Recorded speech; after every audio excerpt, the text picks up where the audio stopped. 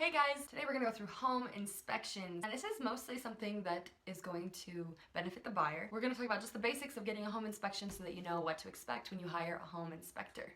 What is a home inspection? Basically, you are going to hire an expert to walk through the house that you are looking at to buy. They're going to go through and check the condition of all of the home's major components. They will be able to tell you what requires immediate attention and what will require maintenance after you move in. This is really good for you as the buyer because it's not always the case that what you see is what you get. There's always like something that you didn't know about before just from looking at the house. It's good to know what you're getting into before you make that purchase. The inspector will make a home inspection report. From the report, you can also request that the seller actually make those repairs before you move in, and that could be included in the settlement details. Some things to know: the inspection ranges depending on the size of the house and the inspector. It's usually $350 to $600, but no matter the price, most agents out there, most people involved in the real estate process would suggest that you hire a home inspector because it can save you a lot of problems. If you're wanting to find a really good home inspector, some ways to find them are either Google, or I would ask your real estate agent. They work with a lot of home inspectors all the time.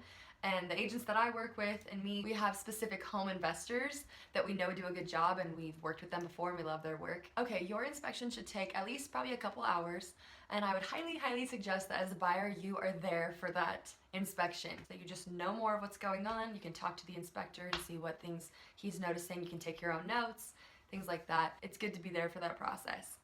Inspections cover a lot of things, mostly the physical components of the home, but they don't always cover everything. That's one of the reasons it's good to be there, is so that you can make sure that everything you want checked gets checked. You can also make a list of the things that you want checked and give it to the inspector upon arrival. Some of those things might include checking the foundation of the home, the roof, attic space, rain gutters, thermostats and heating, electrical panel, exterior paint, doors and windows, appliances, plumbing. Most of those things that I just listed are inspected. I've known people before that have had inspections done and the inspector, you know, he missed a window or something that didn't open, things like that. So that is on the inspector, which is why it's good to get good inspectors to come check out the home. It's also good to have that list there so that you just make sure that everything that you need gets checked. And again, the inspector won't cover everything. Some of the things they might miss include trees, landscaping, lawn sprinklers, sewer line, swimming pool equipment, odors, drainage, the fireplace, internet, the roof, rodents, or potentially wood-destroying pests such as termites. Those could be things that the inspector may not pick up. So far,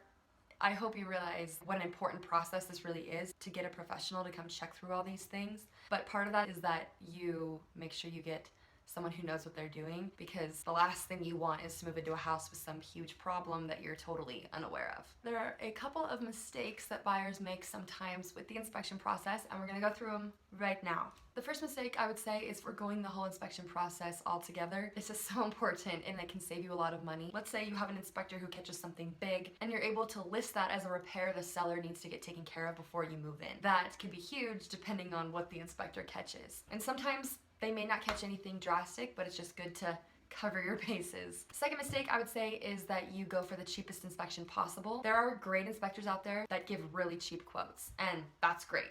A lot of times the cheaper ones don't necessarily have the best reviews, so I would just compare price with reviews, get a good recommendation from your realtor or other people that you know in the area that have used an inspector before. You want someone who knows what they're doing. Mistake number 3 is not being present for the inspection. The reason for this is because the inspector has to report everything they find, no matter how minor it is. So it's really good to be there with the inspector, hear their comments, and be able to ask questions and really get a good feel for how severe the issue is. If you can't be there for the whole time, the whole duration of the inspection, which could be a couple hours, try to at least make it for the end when they can go over their report with you and talk to you about it. Another mistake I would say is don't be like way too overly involved in the inspection process. You don't want to be chatting with the inspector or distracting them or getting in their way. Totally fine to go through the house and make the rounds with them, but let them do their inspection. Another mistake is expecting a perfect report and then overreacting when it's not perfect. This is a normal human reaction,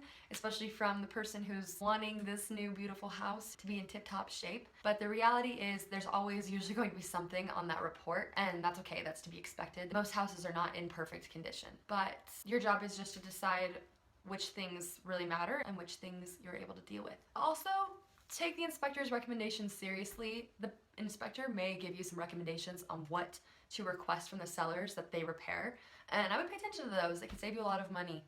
The last mistake some buyers occasionally make is expecting their inspector to know all of the things that are going to happen with their house.